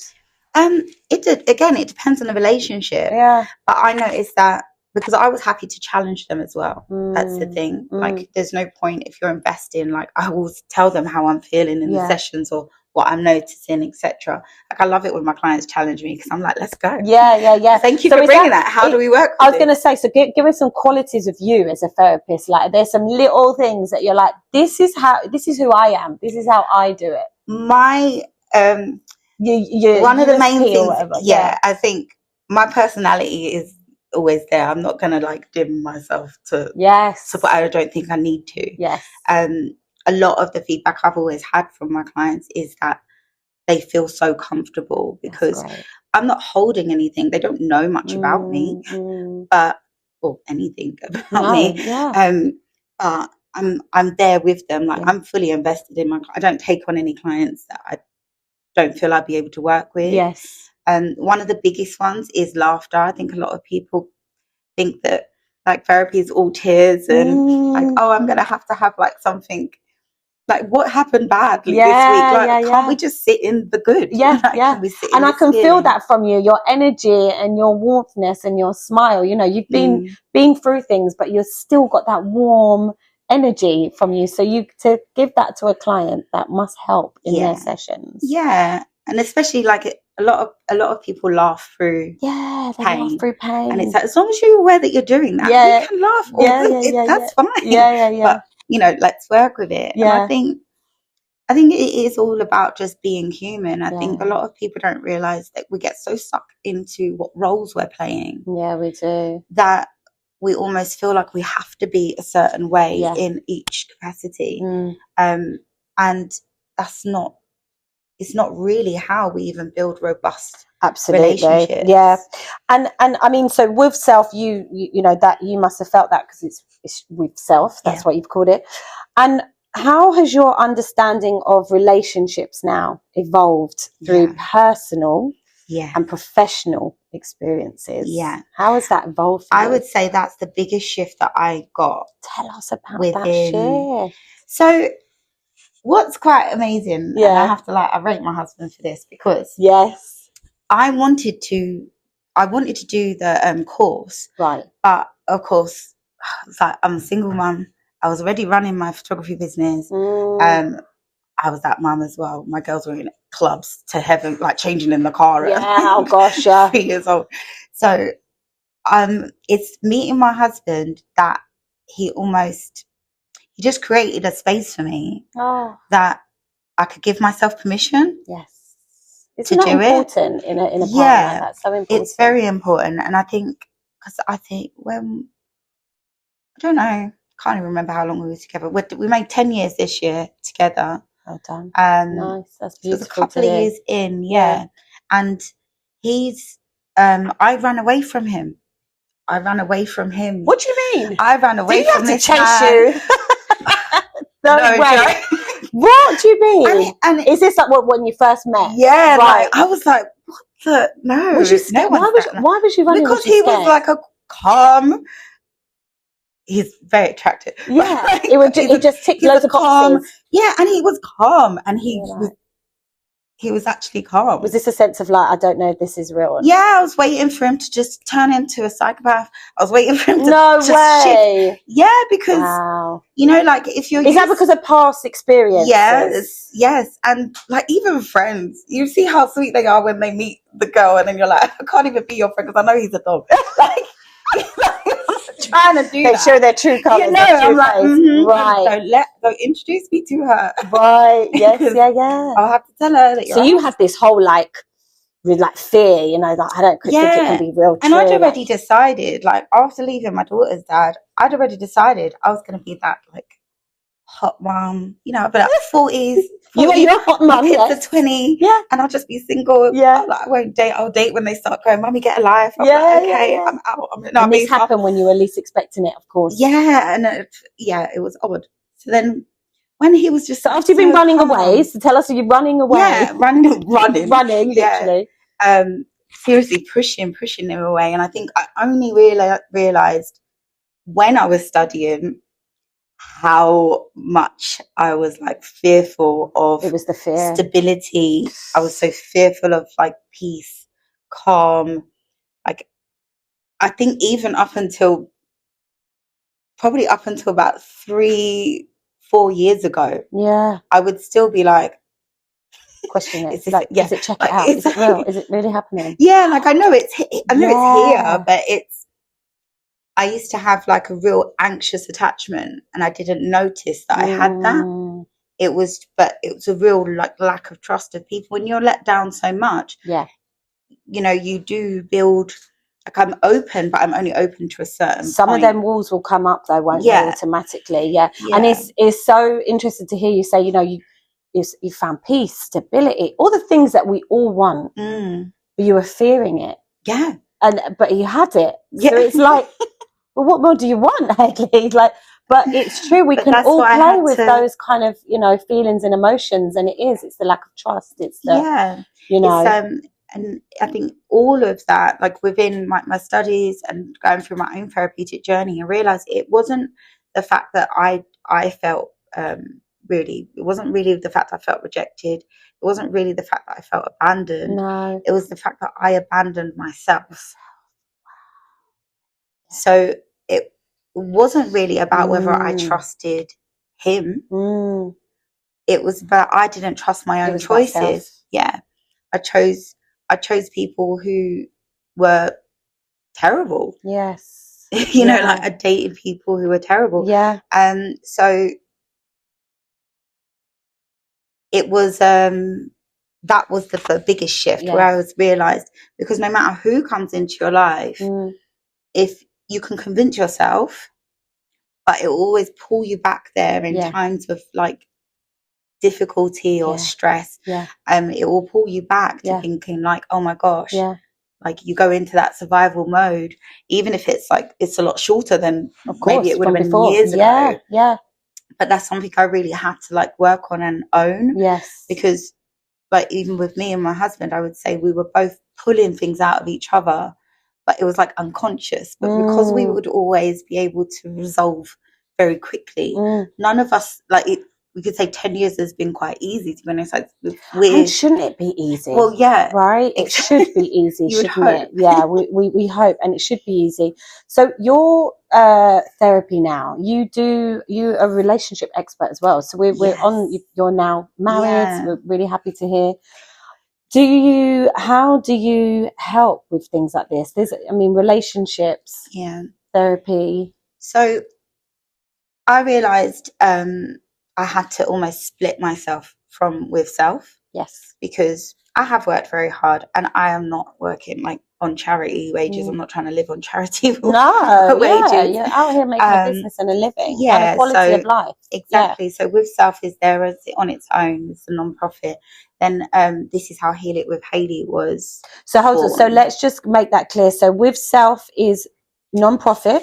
Yeah, it's low cost. Low cost non-profit. That's the long-term therapy with the students. Yes. So I manage that essentially. Okay. And then Heal It with Hailey is the work that I do individually myself. Right. Yeah.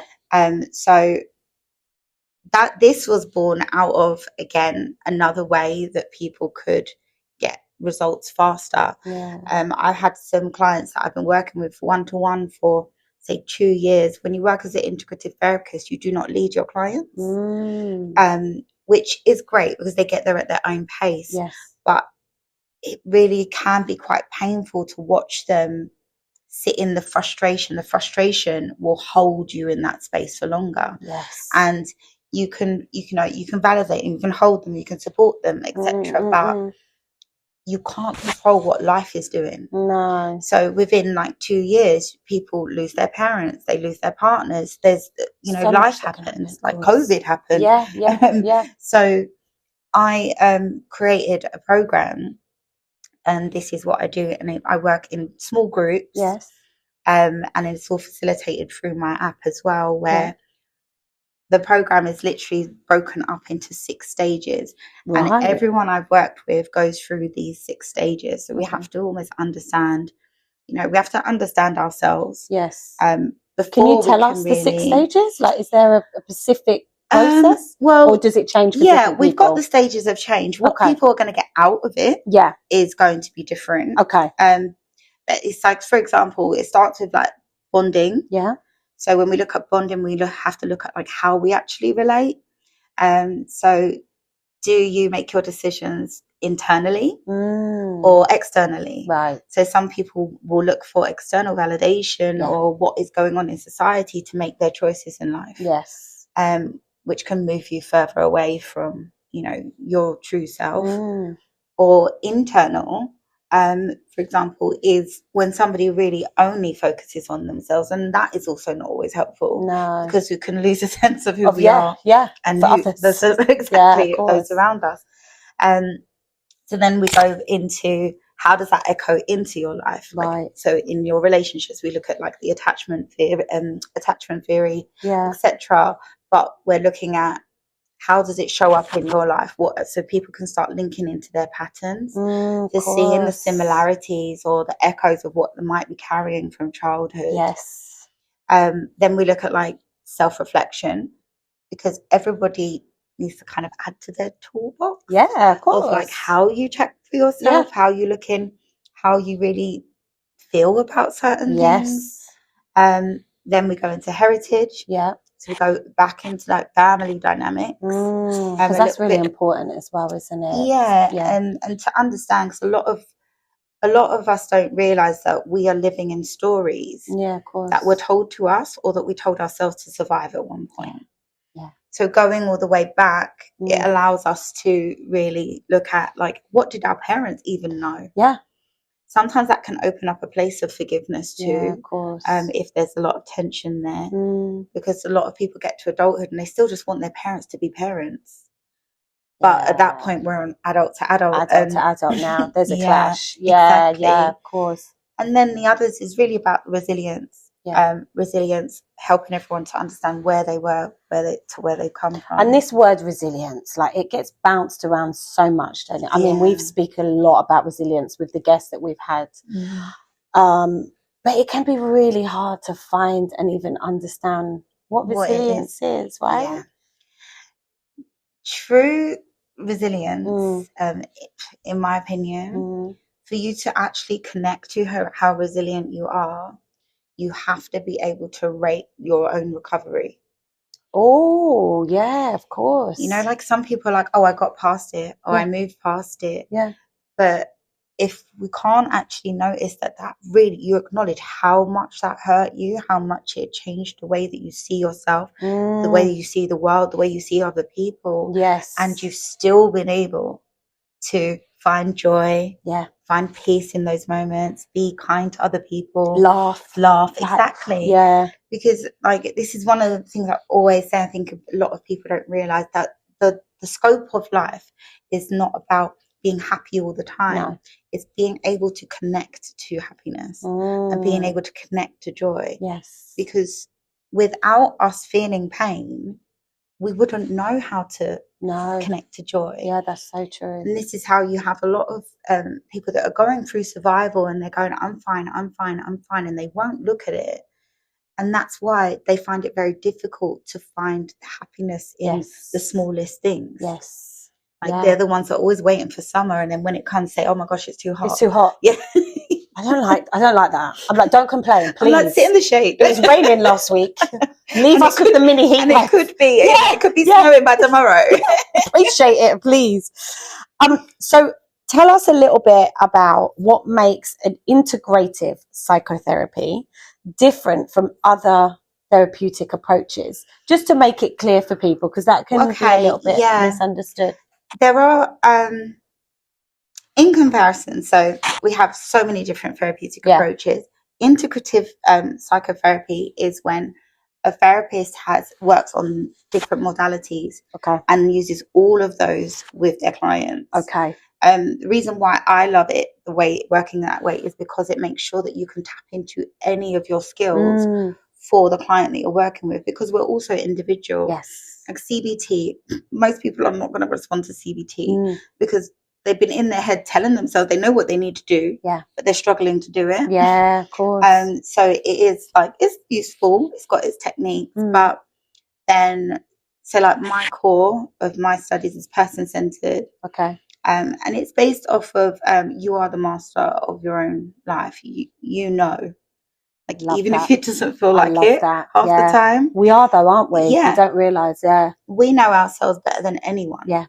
It's just, do we feel safe enough and secure enough to look at it? Yeah. And look at the parts of ourselves that we might not be comfortable with. We might feel shameful. We might feel guiltful. Yeah. So the person-centered approach is like your therapist is walking through with you. Yes. So if you want us to come in and talk about work up here, and you might have talked about something deep back there, therapist's not going to go, right, you need to come back to this now. Right.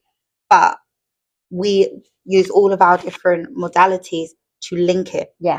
So we get a complete picture of wherever this person's coming from and what. So if anyone was watching us today, there will be, and you can give advice, if maybe they've had these thoughts about, they've been told, or a friend of theirs sees a therapist, they don't know, should they go, should they not?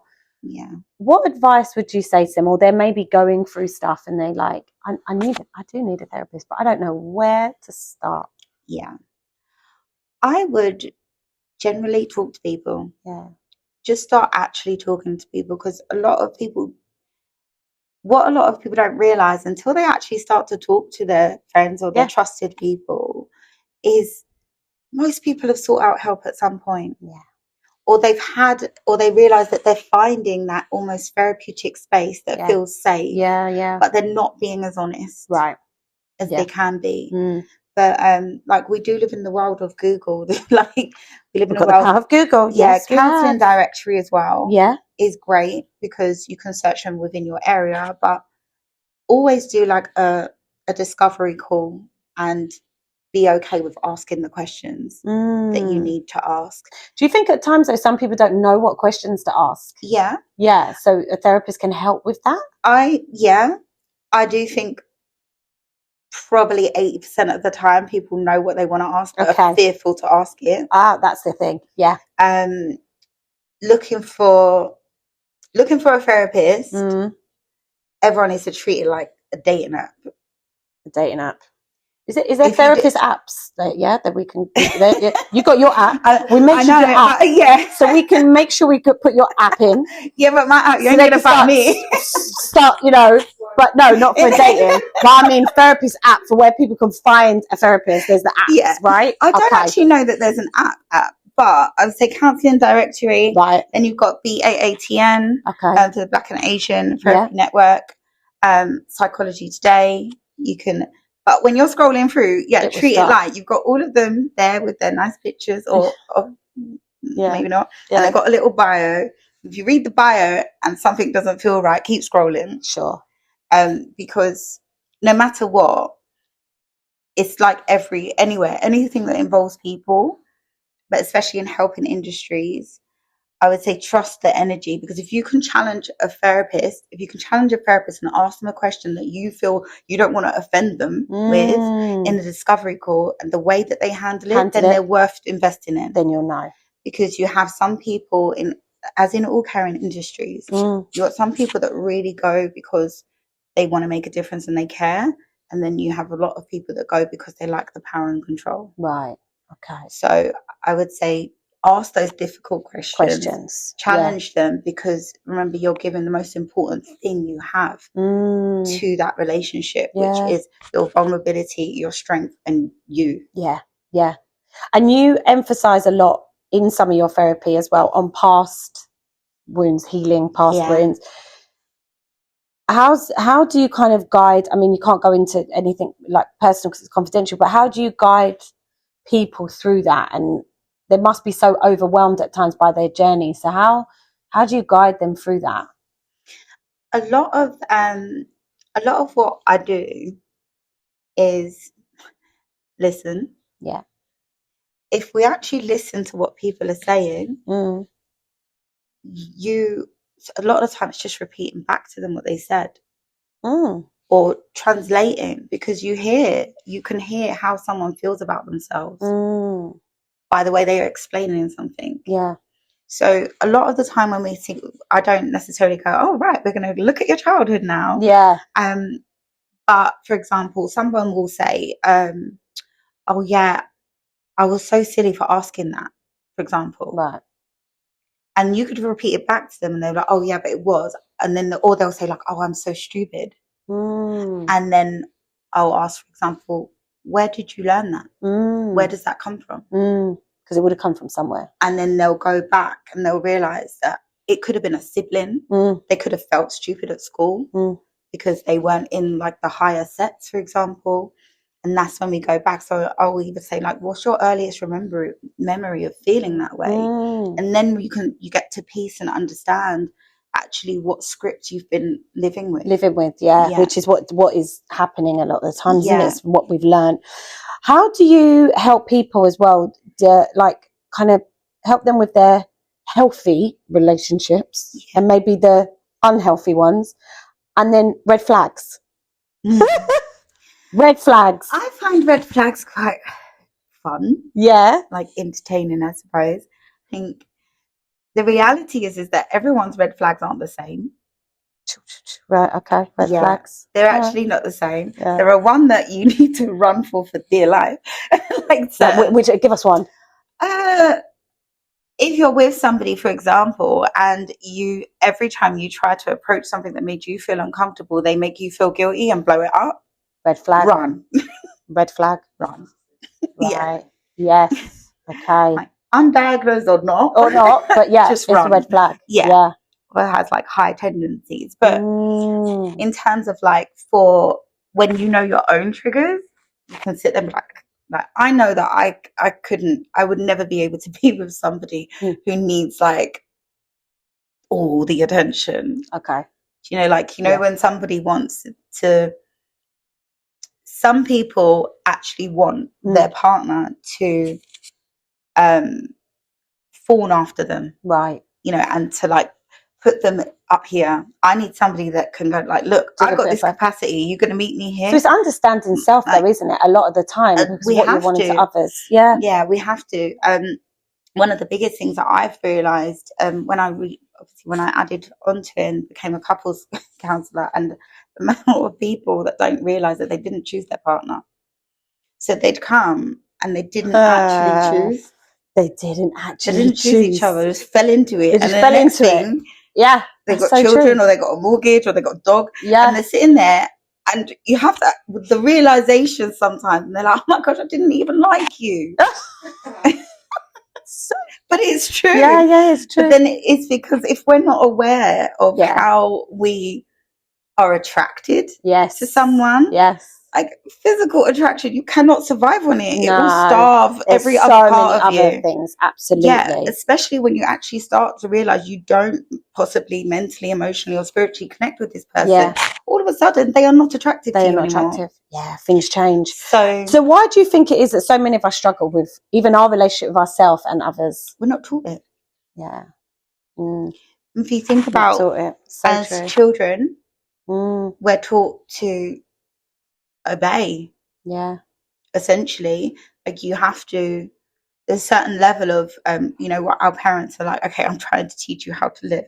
And then you start adding all this responsibility. But then when you go into the schooling system, you get rewarded for ticking a box. Yeah.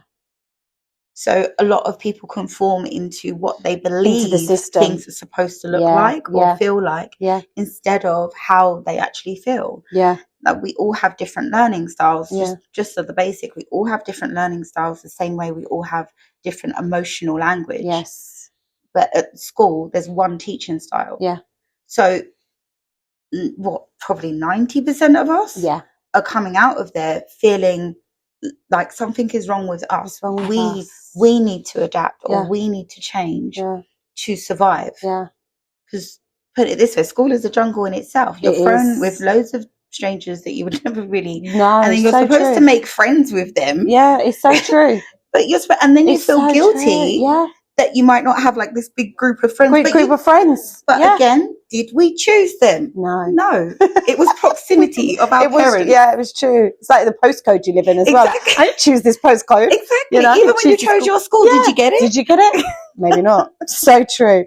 And listeners, I mean, you've got so much insight to all this, and I'm hoping that this is going to really help a lot of listeners today as well, who are either in therapy or thinking about therapy or take away that stigma of therapy. Or even personal development. Relationship stuff. So if the listeners that are listening can take one thing from your work, what do you hope that it is? Meet yourself where you are. Meet yourself where you are. That is beautiful, Hailey. Meet yourself where you are. And lastly, before we just go over to if there's any live questions, what's next for you with both the with self and the Heal It? What's next? I'm just going to help as many people as possible. Oh, isn't she beautiful? Help as many people. We need more people like you in the world that, no matter what they have been through, they choose to show up for others, be kind to others, care for others and support for others. And I think if our world and society can get a bit better at that, it will make a difference. And so I'm so grateful for you being here today. Thank you for having me. You've made me have a bit more of an understanding as well about this world of therapy and understanding oneself as well as others. We do have a live audience, so we always like to ask in case there is any questions. Okay. Because, I'm sure there'll be questions. If not, we're going to put all your details in so they can follow you. So the questions, I'm going to scroll in a minute, but there's something you said that reminded me of my grandma. And although you didn't say it, I'm going to paraphrase it in her way. But when it comes to relationships, she said, be careful how you keep picking. Because you can pick till you pick shit. Yes, it's true. You can pick till till you pick shit. It's true.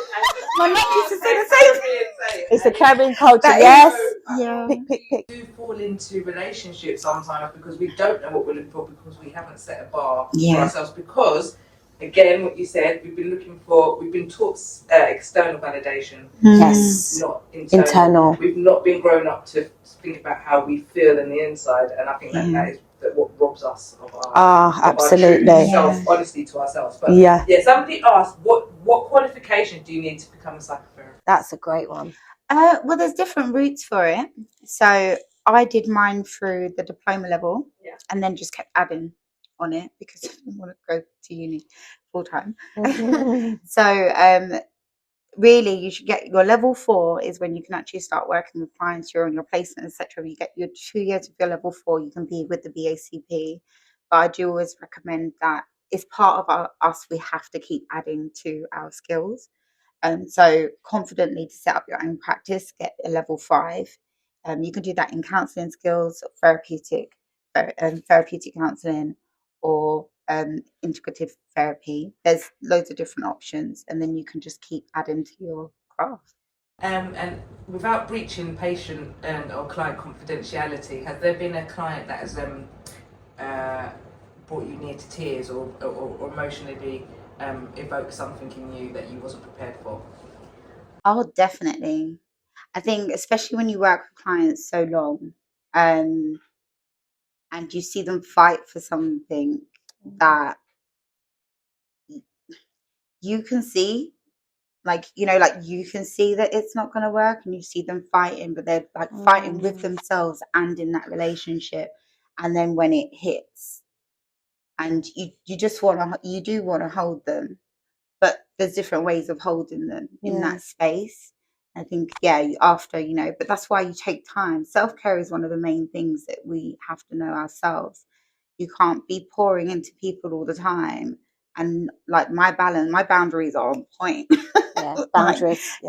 So taking that breath and also realizing that, again, there's no joy without pain.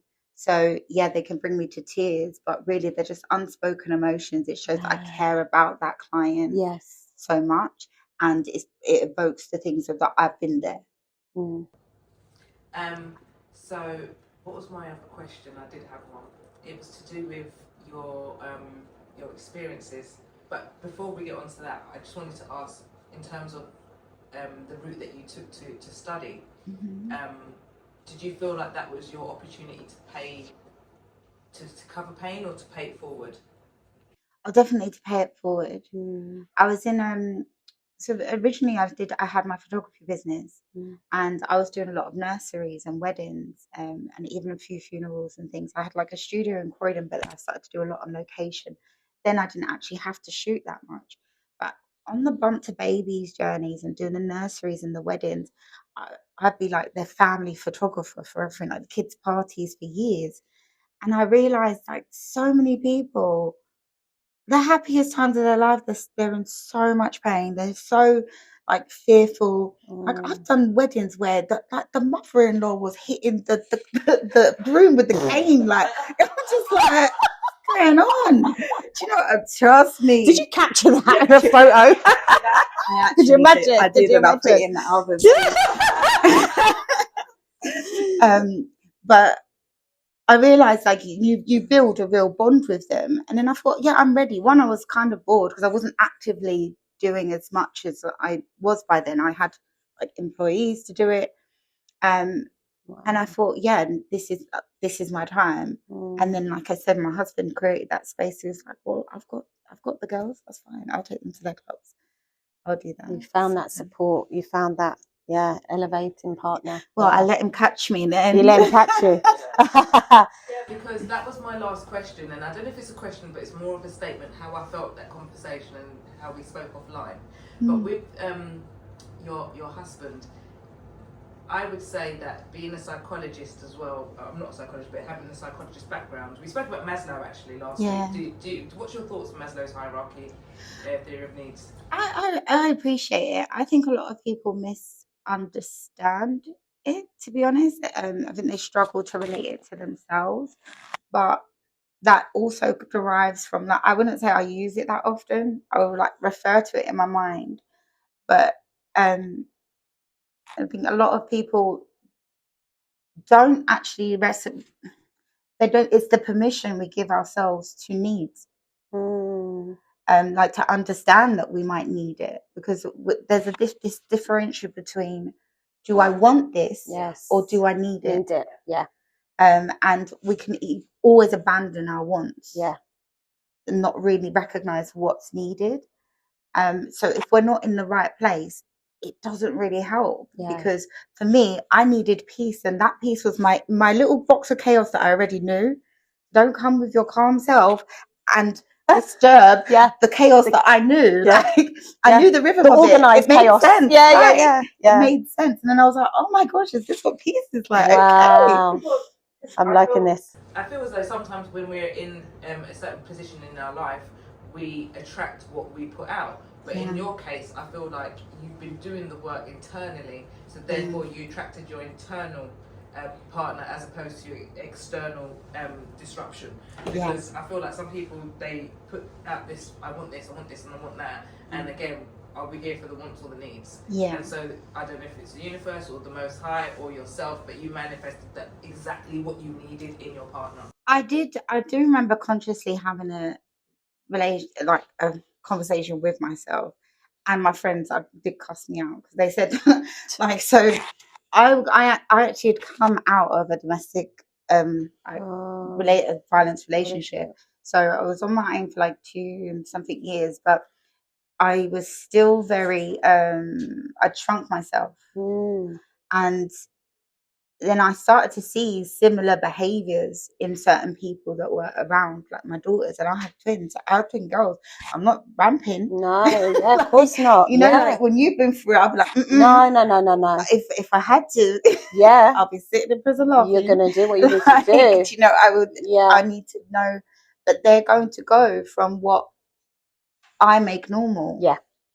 So there was a part of me that was like, okay, I actually need to manifest, because our family's full of women. Like, we've got women everywhere, and not knowing what a healthy relationship looks like, that like I could emulate or respect. So I would say there's probably a manifestation. Whether I believed it existed, though, it was a different thing, and it took a while to trust it. But I was open for the fact that I eventually went on the date and then still tried to run away. And you remained open. I remained open. It was hard to run away as well, because I had a studio that everyone knew where I was every day. They could find you. They could find me. Good old persistent. No. Wow. Oh, thank you so much. Thank you as well for all those lovely questions. And before we go, we always like to ask, throwing you on the spot, what's your favourite F word? It's definitely fuck. Oh. You can put bass behind it. Okay. Bass, she said. Don't say it outward very often. Well, sorry, children, if you're watching. No, I know. It's already done now. No. Hailey, thank you so much. Thank you. You have been a pleasure to talk to. You've given us so much information, so much knowledge, and thank you as well for sharing like your own personal journey. It will definitely resonate with a lot of our people watching. And keep up the amazing work. I will. Let's get following Hailey and supporting her with everything that she does. Thank you so much for joining us today. Before I go, I want to just say a huge thank you for everybody that is liking, sharing, telling their friends. We are really here to just build this community and network of empowering women like Hailey and so many of our other guests. We also want to let you know, if you ever want to be a guest on this podcast, please do apply. Our link is in our Instagram handle link, I think it is. But you can apply to be a guest as well. We have some incredible guests lined up for you over the next few weeks, but please do reach out to us.